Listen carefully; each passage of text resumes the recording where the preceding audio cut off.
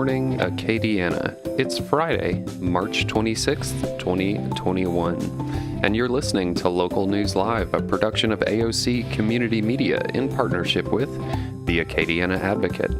Their team of journalists print the stories important to our community and state, and we are happy to read you some of those stories. You can hear Local News Live Monday through Friday from 9 a.m. to 10 a.m. on AOC 1, the AOC Community Media channel on YouTube, and on Cypress Street Radio at aocinc.org/CS Radio. You can find the print versions of these stories and more at theadvocate.com.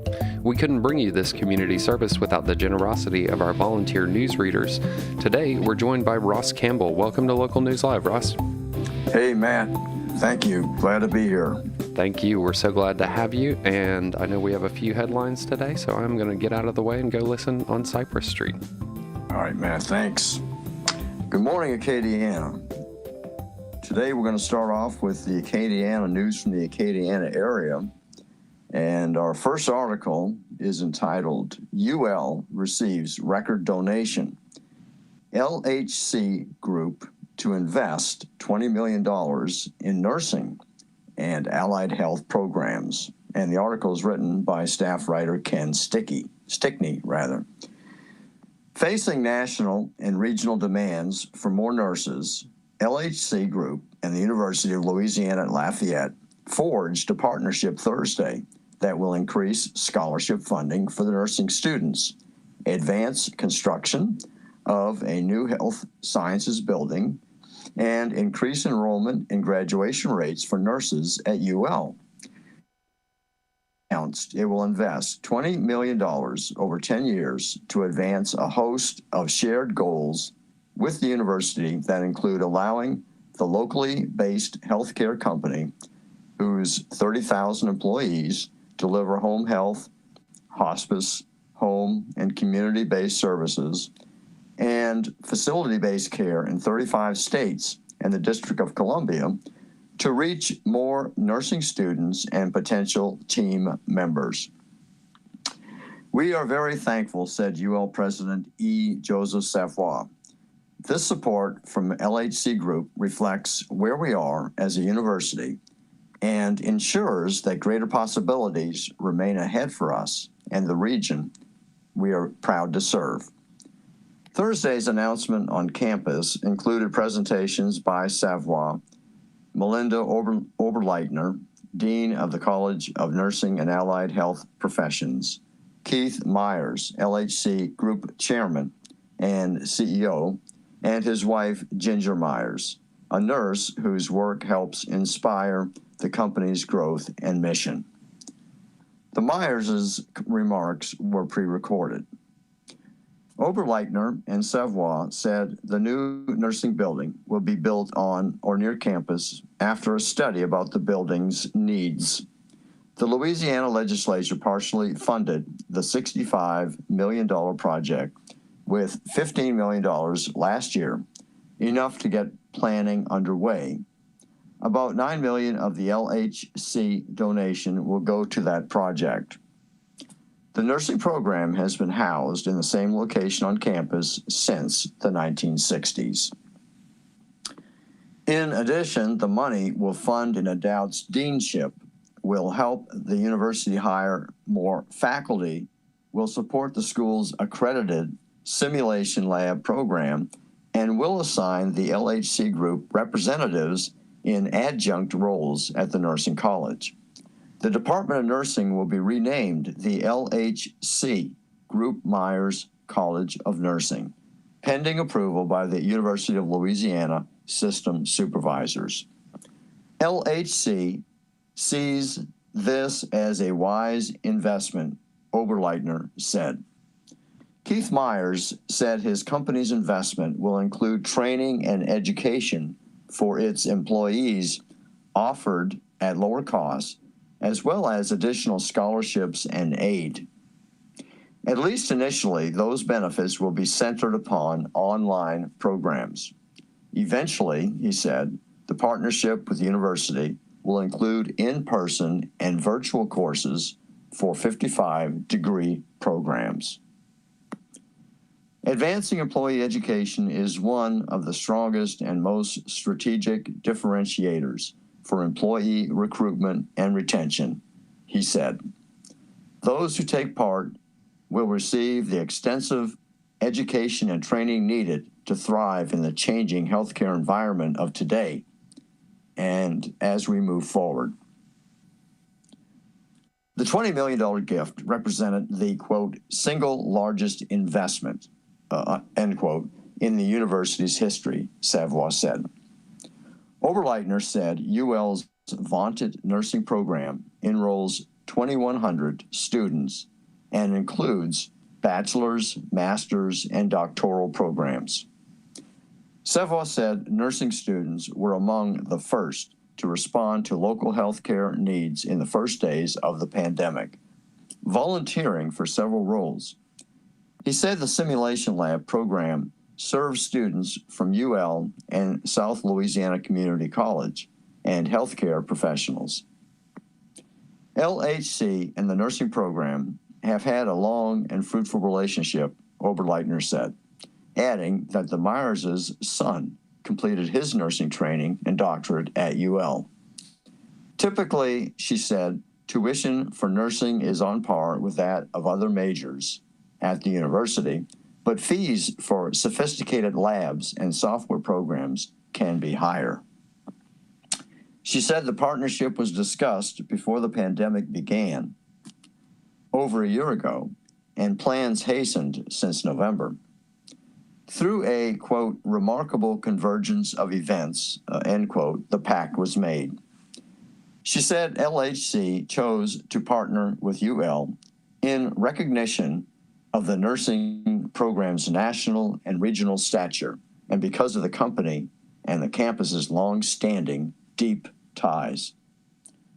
The presence of UL Lafayette and the well-educated, highly skilled healthcare professionals it produces enables companies like ours to grow within the region and expand well beyond, Keith Myers said.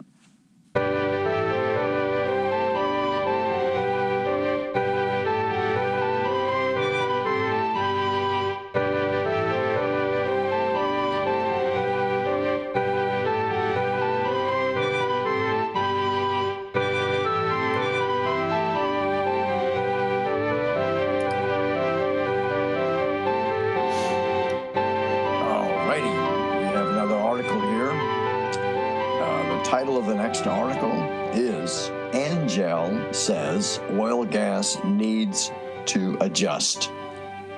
Ex-official, industry must deal with climate change. This article is written by Acadiana business editor Adam Daigle. The offshore oil and gas industry needs to adjust for climate change and make other adjustments as it looks to the future, said Scott Angel, former director of the Federal Bureau of Safety and Environmental Enforcement. Speaking to One Acadiana on Wednesday as part of a discussion titled American Offshore Energy Turning Fear into Hope, Angel noted that drilling in the Gulf of Mexico has resulted in lower carbon emissions and that more drilling there would be better for the economy and the environment than if it were done in other parts of the world. But the next generation is concerned about climate change, long dismissed as political rhetoric, and change should be embraced, he said. Americans, by and large, consider it to be very serious issue, Angel said. The data says that young conservatives are very concerned about Mother Earth. Young conservatives are going to be replacing older conservatives as we go through the cycle of life. These are the facts, and the facts are that voters really care about climate change, Angel said. Some in the industry have already embraced it, but have been reluctant to speak about it, he said. A New York Times poll from January indicated a majority of Americans in both parties want a government that will deal forcefully with climate change instead of denying that it exists. Support is growing in all areas of the country, and not just in blue states, Angel noted. I made a presentation to the Houston Downtown Petroleum Club, he said.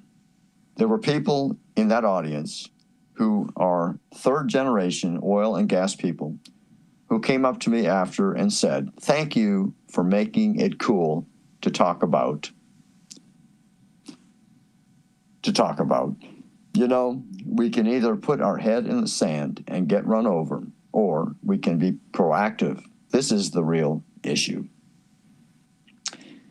The energy industry will continue to change its alternative energy sources, as alternative energy sources become more available. But the world will continue to rely on oil and gas, he noted, even as many in the industry fear their best days are gone. Last month, President Joe Biden canceled the lease sales for drilling in the Gulf that would have auctioned off 78 million acres for exploration. The move was expected after Biden issued an executive order in January halting all oil and gas leasing on federal lands and waters.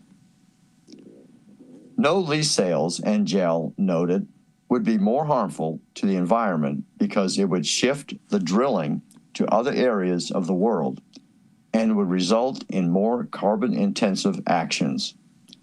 He cited a report from the Obama administration that made that conclusion. That statement is gold. It's unbelievable, Angel said. And it wasn't put together by some right-wing people. It was put together by the Obama-Biden administration. And it says that having no lease sales would be worse for United States greenhouse gas emissions.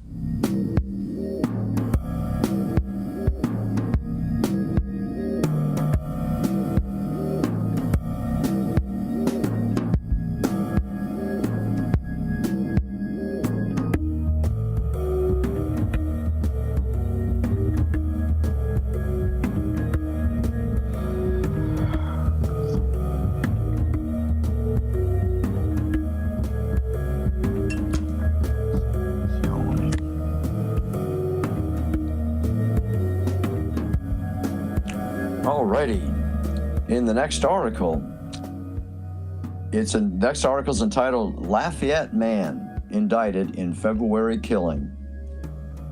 Crime blotter, and this is based on advocate staff reports. A grand jury on Wednesday indicted a Lafayette man on a murder charge in a February killing. Cody Salvador Guccione, 29, was indicted on account of second-degree murder in the slaying of 32-year-old Leo Jack, who was found dead inside his apartment in the 700 block of South College Road on February the 4th. Jack's body was found by family members completing a wellness check after they could not get in contact with him, Lafayette Police Spokesman Senior Corporal Bridget Dugas said. A preliminary report from the Lafayette's Parish Coroner's Office said Jack suffered from multiple sharp force injuries to the head, neck, and body. Guccione was arrested in the case at an area motel by the U.S. Marshals Service Violent Offender Task Force and the Lafayette Police Department on February the 9th, a department statement said. Houma Police ID, in another article, Houma Police ID suspect in girl's killing. A suspect has been identified in connection with the shooting death of an 8-year-old girl in Houma, according to the Houma Police Department. After an investigation in cooperation with the Terrebonne Parish Sheriff's Office, police obtained an arrest warrant for 23-year-old Devonta Verrett on charges of first-degree murder and 2 counts of attempted first-degree murder. After gathering evidence and speaking to witnesses, investigators believe 8-year-old Treese Bryant was an innocent bystander caught in the middle of an ongoing feud between Verrett and a man who was an occupant in the vehicle she was riding in. Verrett is considered armed and dangerous, police say. Anyone with information on his whereabouts is encouraged to contact law enforcement immediately. In an earlier release on the incident, police said a vehicle was following another vehicle in the 9100 block of Main Street and shooting at it. Shortly after the shooting, a man and woman arrived at Shea Medical Center with a child that was suffering from gunshot wounds. That child, identified as Treese Bryant, died from her injuries.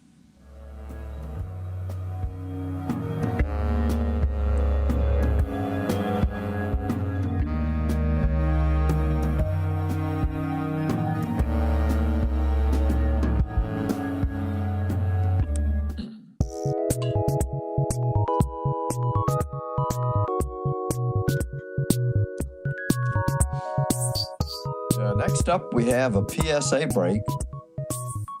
Reach a larger audience. Speak to your local community. Express your uncensored opinion on our free speech platform, or rather, hashtag free speech platform, a few of the many reasons to join AOC. Amplify your voice on our channels. Go to aocinc.org/submit. Need access to tools and equipment? Go to aocinc.org/join. You can also tag us when you share your programs on social media, and we'll help amplify your message by sharing on our platforms. At AOC Community Media on Facebook, at AOC INLFT on Twitter, and at AOC Community Media on Instagram. Find it all at aocinc.org.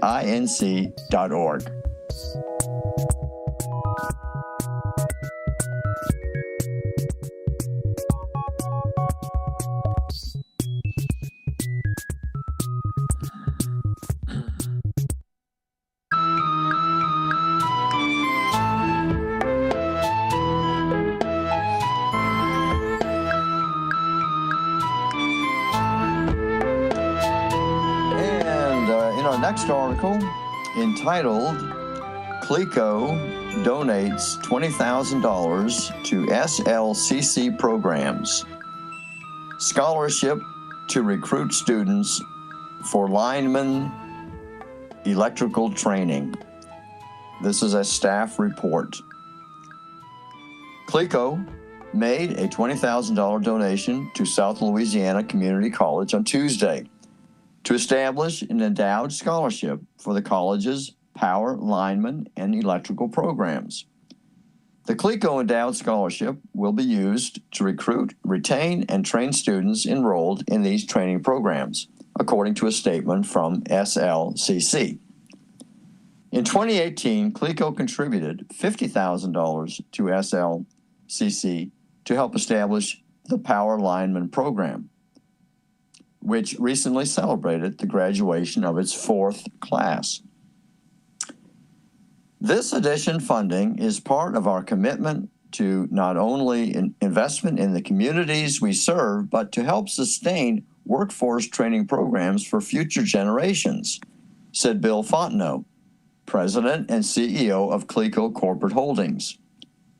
Endowed scholarships differ from traditional scholarships because the money donated is never actually spent.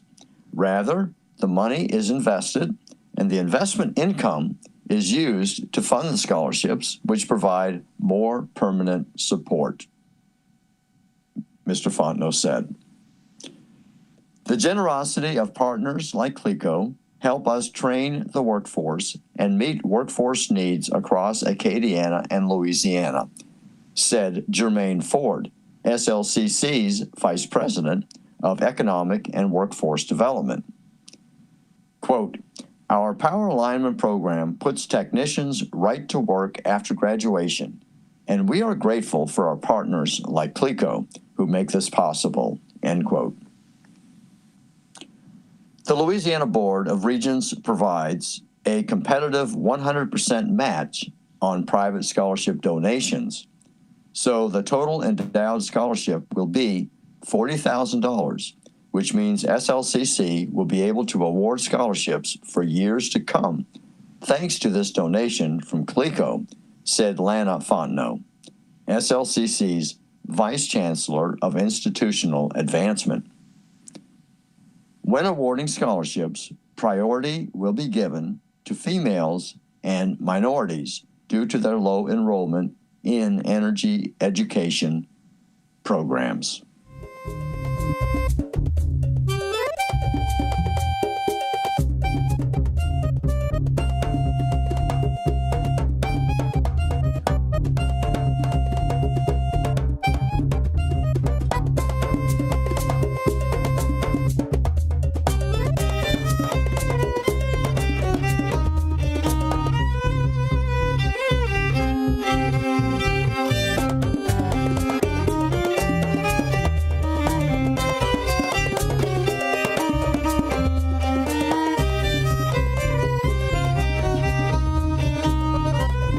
Next up, Acadiana, we have some state news.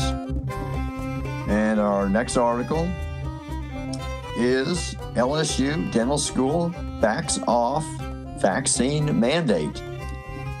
Concerns over religious liberties prompt change.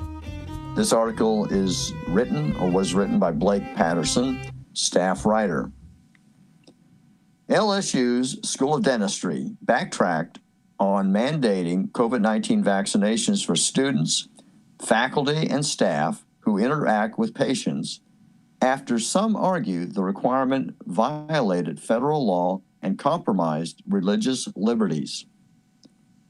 Dentistry Dean Robert Laughlin wrote in an email last week that those, quote, involved in direct patient care will be required to show proof of having received full vaccination for COVID-19, end quote, which was to go into effect Monday. But after an outcry among students, Laughlin amended the policy to allow those who forego vaccination to instead undergo mandatory weekly coronavirus testing with the added requirement that they wear an N95 mask while in clinic.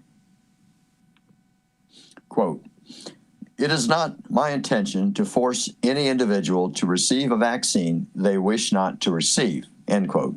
Laughlin wrote in a follow-up email, quote, "The School of Dentistry will comply with all Americans with Disabilities Act and religious objections according to the law," end quote. The sudden change in policy comes as healthcare providers across the country weigh tactics to convince both the public and their own workforce on the importance of getting the life-saving jab. So far, at Louisiana's hospitals, that hasn't included mandates, though vaccine uptake remains a challenge. Within Ochsner Health Systems, which has about 32,000 employees statewide, vaccine acceptance is at 56.3%, according to a hospital representative. The Chancellor of LSU Health New Orleans, Larry Hollier, recently dangled the possibility of in-person pre-commencement ceremonies, but only for students who choose to get vaccinated. Otherwise, they can attend virtually. Quote, "If you too would like to enjoy these celebrations with your classes, please consider getting vaccinated if you haven't already," Hollier wrote in an email last week.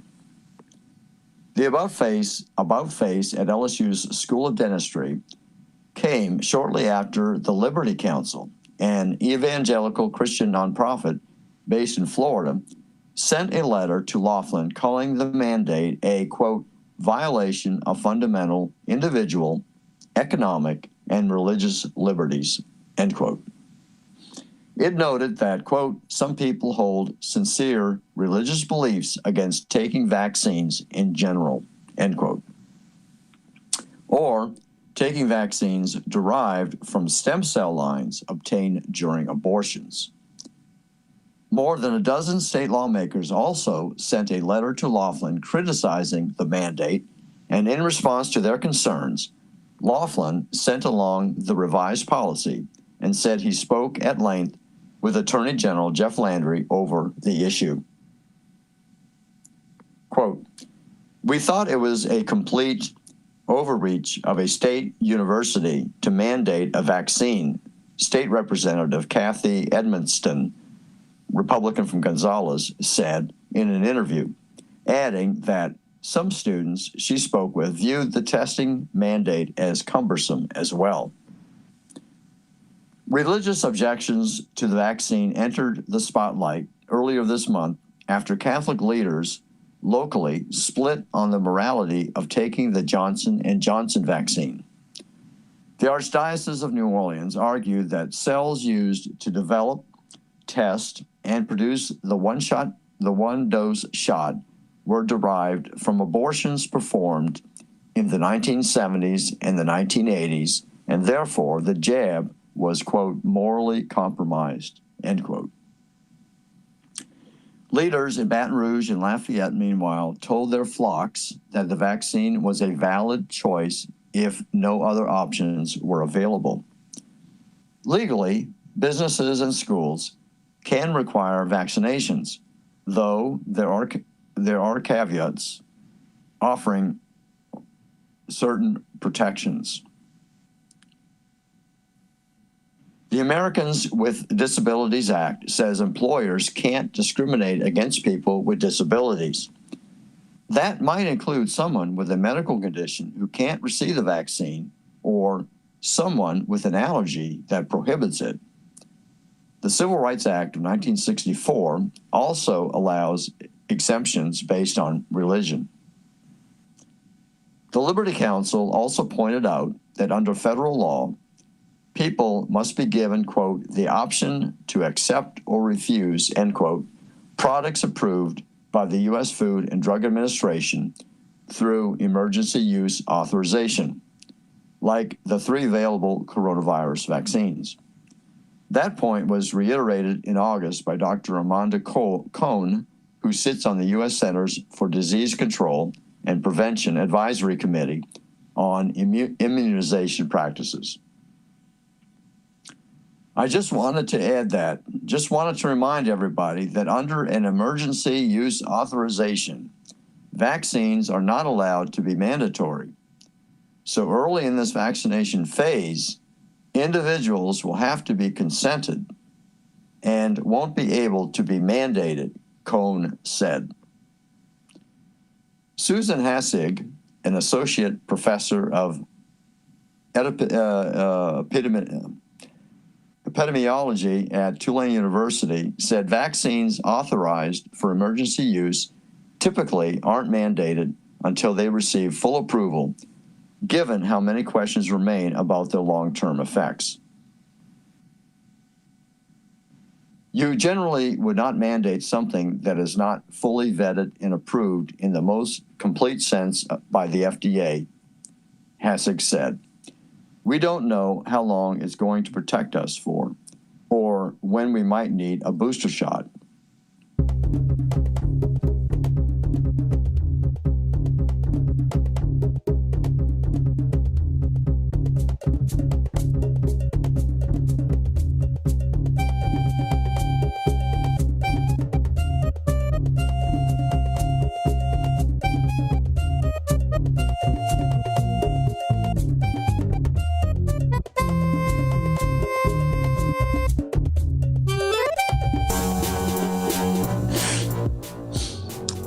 All right, next is article Today in History by the Associated Press.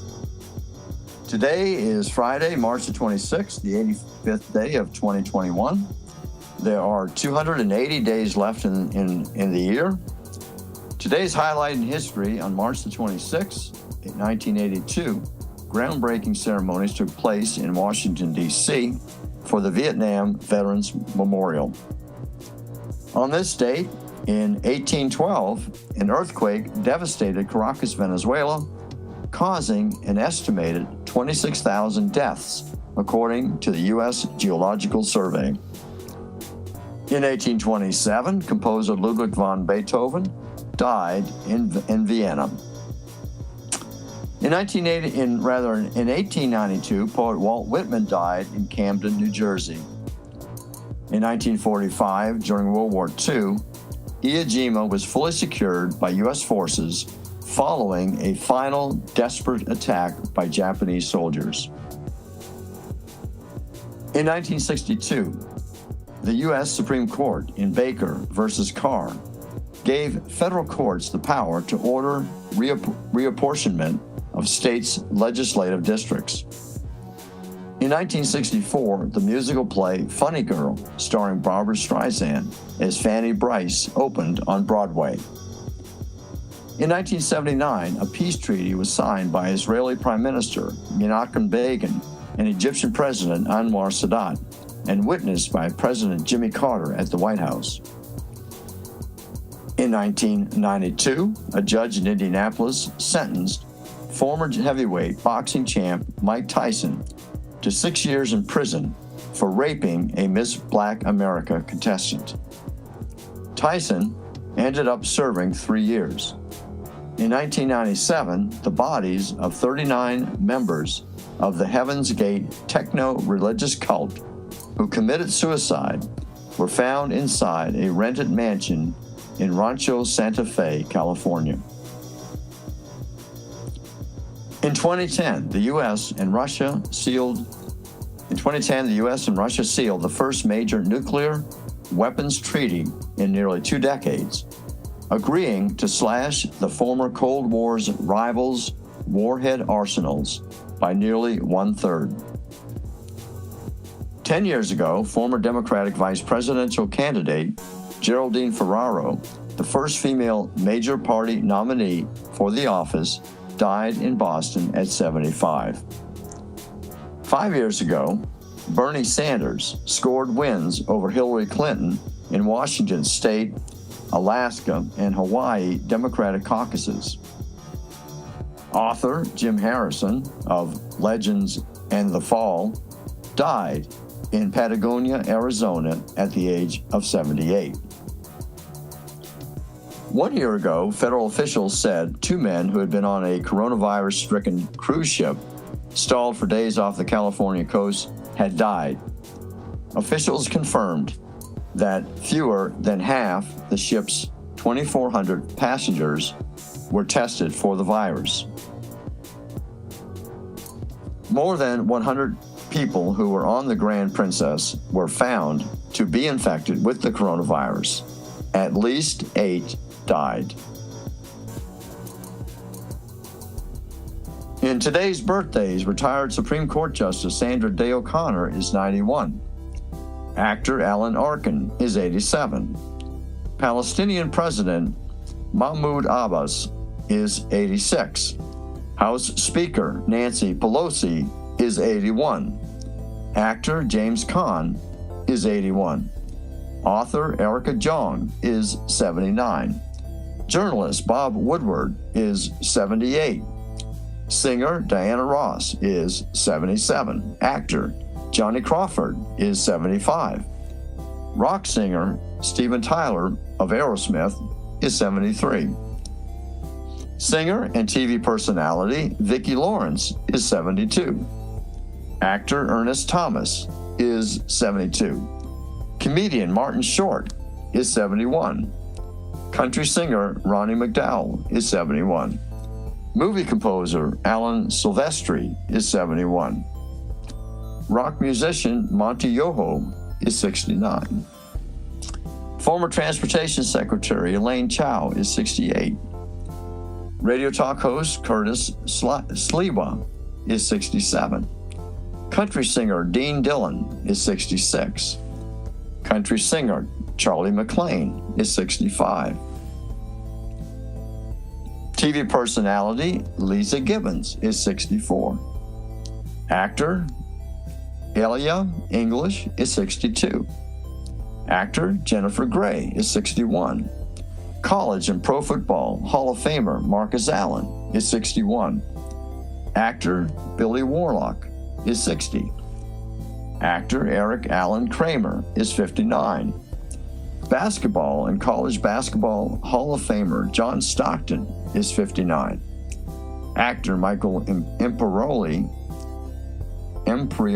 is 55. Rock musician James Ea is 53. Country singer Kenny Chesney is 53. Film Three Billboards Outside Ebbing, Missouri is 51. Oh, that's director Martin McDonough, of film Three Billboards Outside Ebbing, Missouri is 51. Actor Leslie Mann is 49. Actor T.R. Knight is 48. Rapper Juvenile is 46.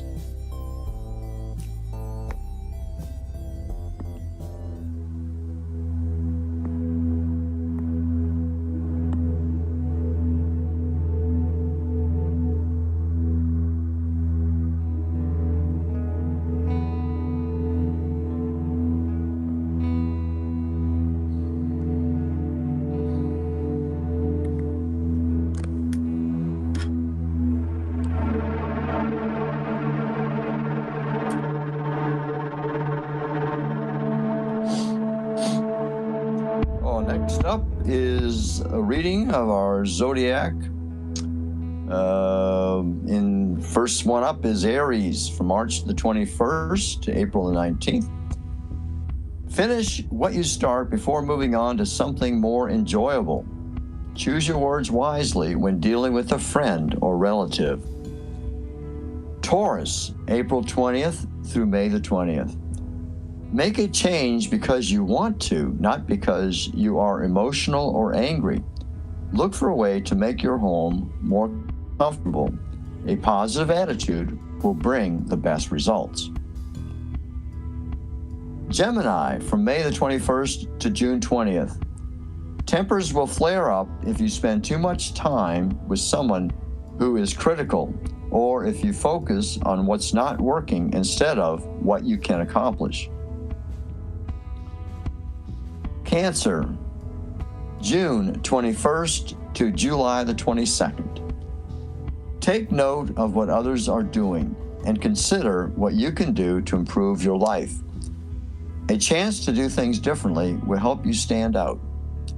You'll find a loophole that will save money if you update documents. Leo, July 23rd to August the 22nd. Pay more attention to your actions and how you present yourself, and less to what others are doing. It's better to look for opportunities than to try to make what someone else is doing work for you.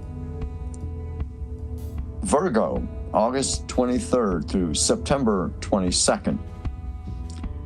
Let your feelings dictate your decisions. If you follow your heart, you will discover the best way to use your skills to reach your objective. Refuse to let anyone goad you into an argument. Libra, September 23rd to October the 23rd. Look for safe ways to get out and enjoy the fresh air. Spending time in nature will encourage you to live a healthy lifestyle. Exercise often, eat well, and spend time with someone you love. Scorpio, October 24 to November 22nd. You'll get a chance to change your environment, but don't go overboard financially. Look at ways to cut corners to find ways to stay within your budget. Sagittarius, November 23rd to December 21st. Someone will misinterpret what you say if you aren't articulate. Leave nothing to chance, and you'll outdo anyone who tries to get in your way.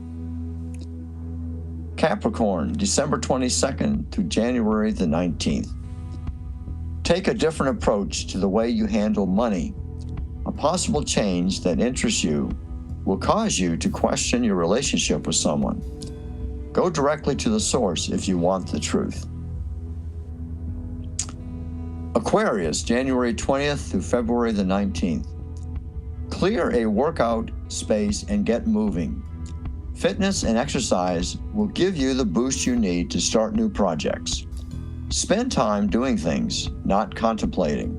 Seek out family members. Pisces, February 20th through March the 20th. An emotional situation will be eye-opening. Don't get upset when something goes wrong. Use your anger to motivate you to change. Let go of the past and do what's best for you. The horoscope is an entertainment feature and is not based on scientific fact.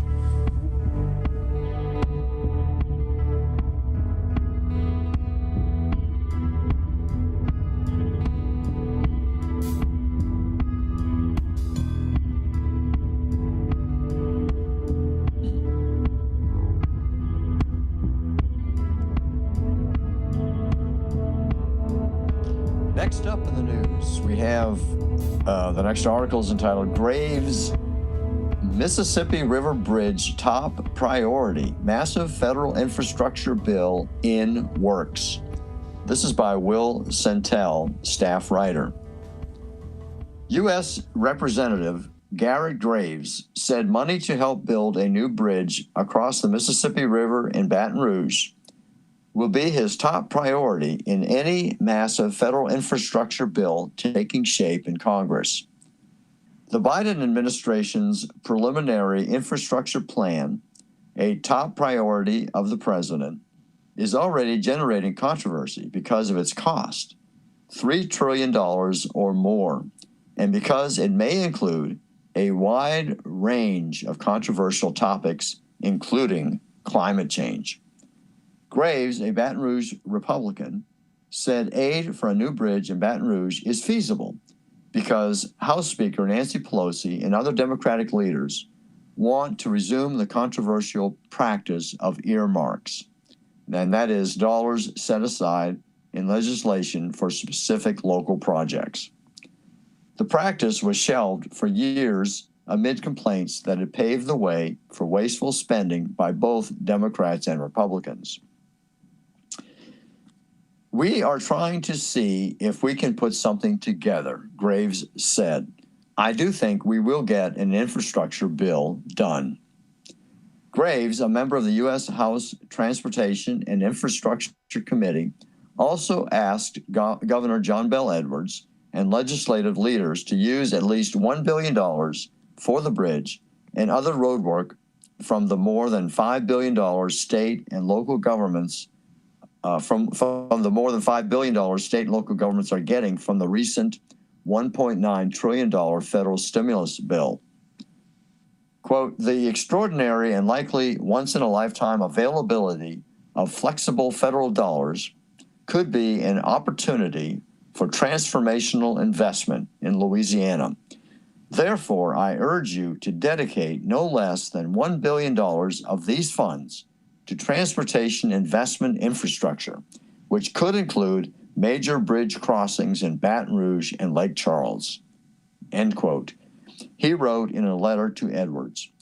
Senate President Paige Cortez, a Republican from Lafayette, and House Speaker Clay Schexnayder, a Republican from Gonzales.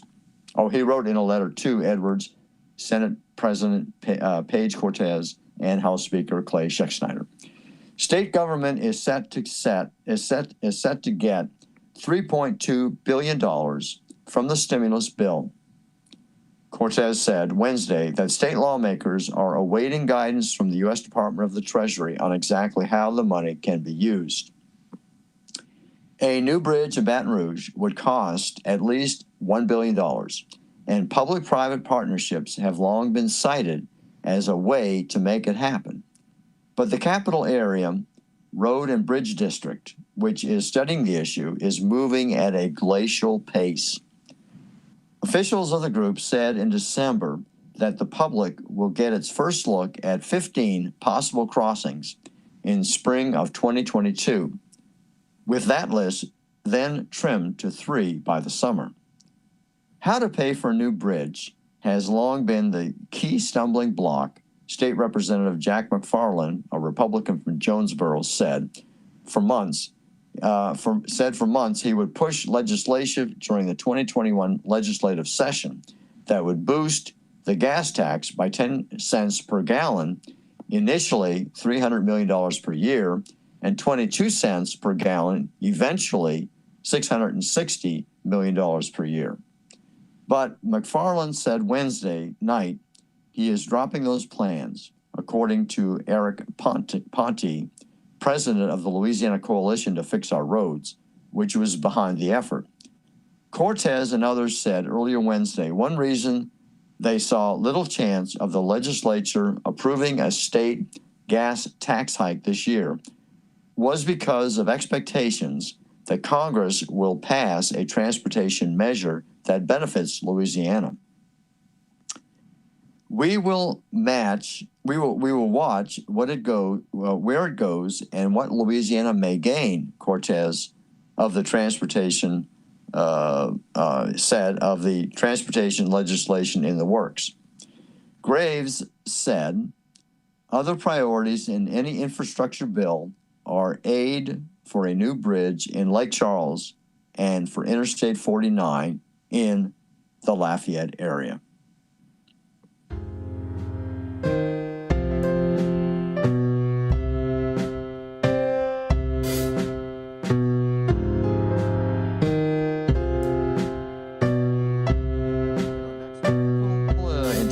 Our next article is entitled LSU Suspends Fraternity over Hazing COVID Violations by Paul Cobbler, staff writer.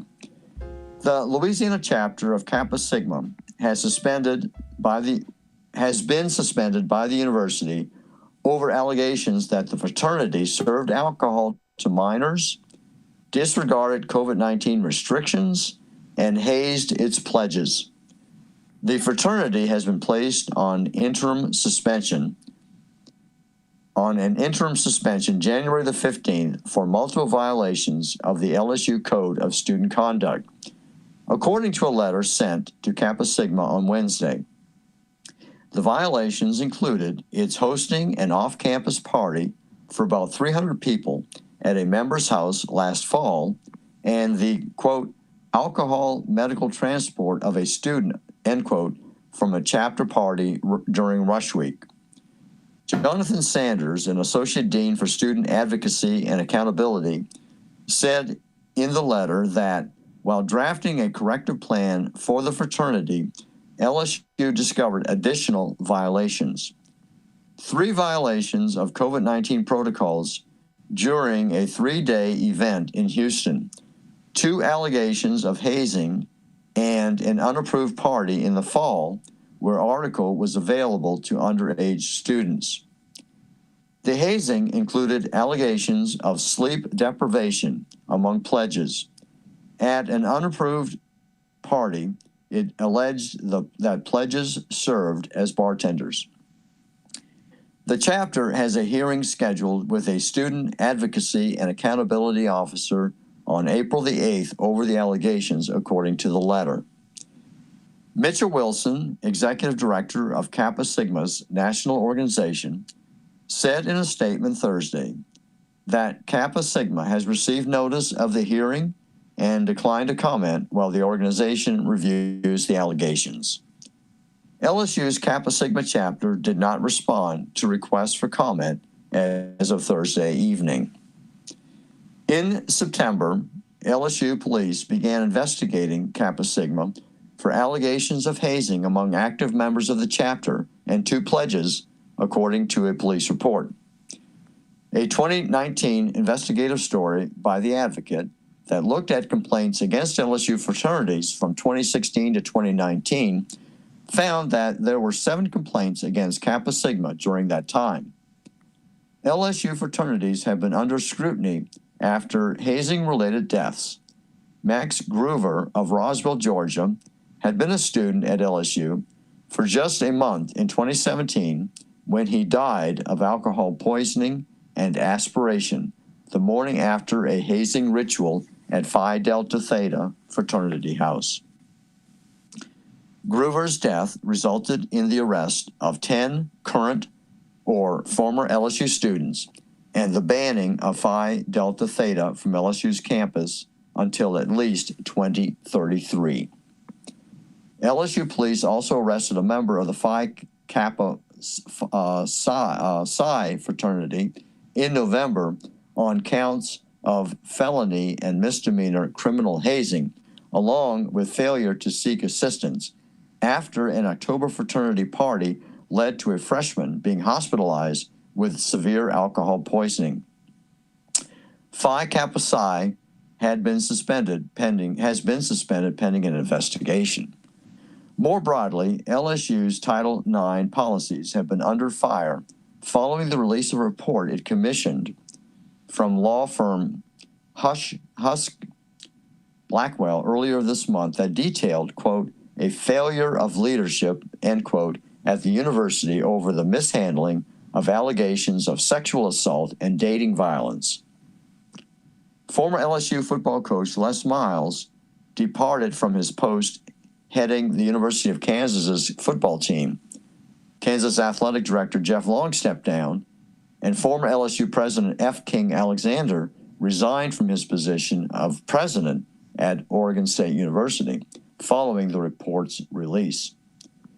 LSU interim president Tom Galligan said he would enact policy changes in response to the report and bolster the university's Title IX office. Title IX is a portion of federal law aimed at preventing discrimination based on sex at educational institutions that receive federal funds. Within the fraternity and sorority structure at LSU, some have complained that LSU's policies, or rather LSU polices its sororities more strictly, leaving men to take part in Greek life with a greater risk of injury.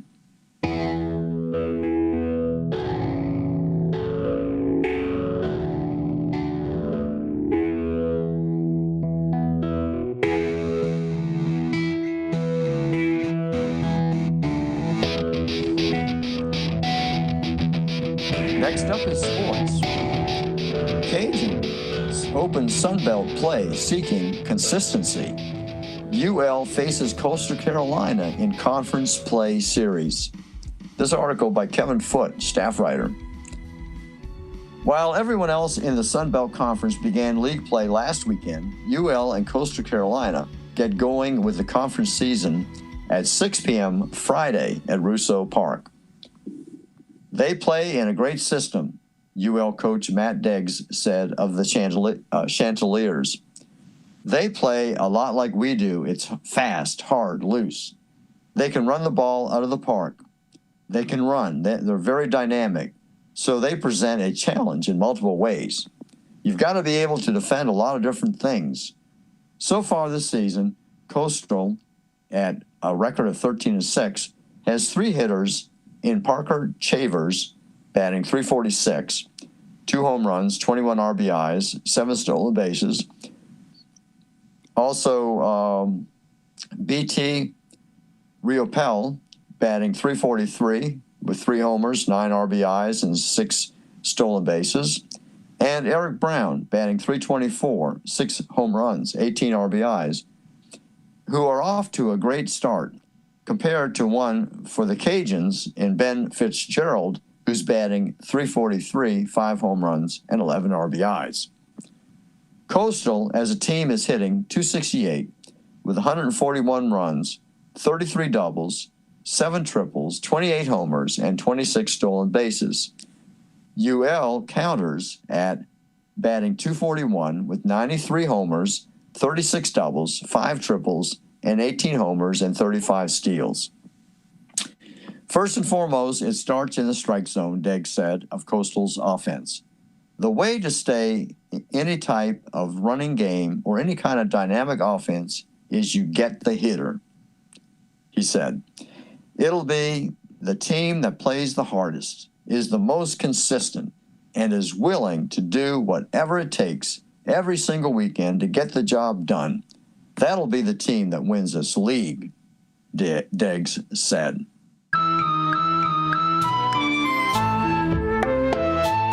And finally, in funeral news, funerals today in Acadiana area, Gabriel Ackle Sr.,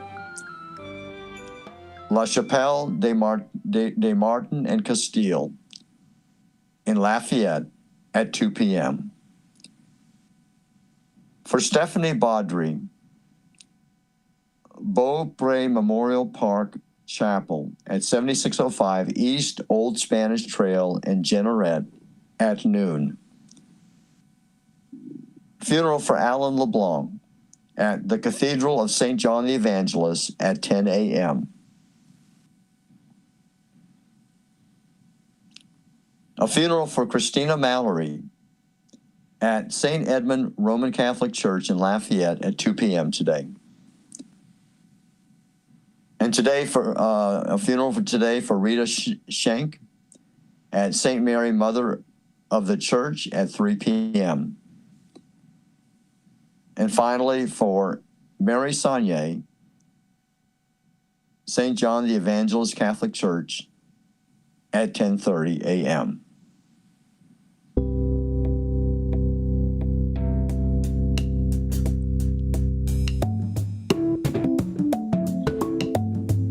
This has been Local News Live for March the 26th, 2021. I have been your reader, Ross Campbell. Join us at 9 a.m. Monday through Friday on AOC 1, Cypress Street Radio, or the AOC Community Media channel on YouTube. You can read these stories and more at theadvocate.com and find out how to volunteer. And find out more at aocinc.org. Okay, signing off, Acadiana. Have a good weekend.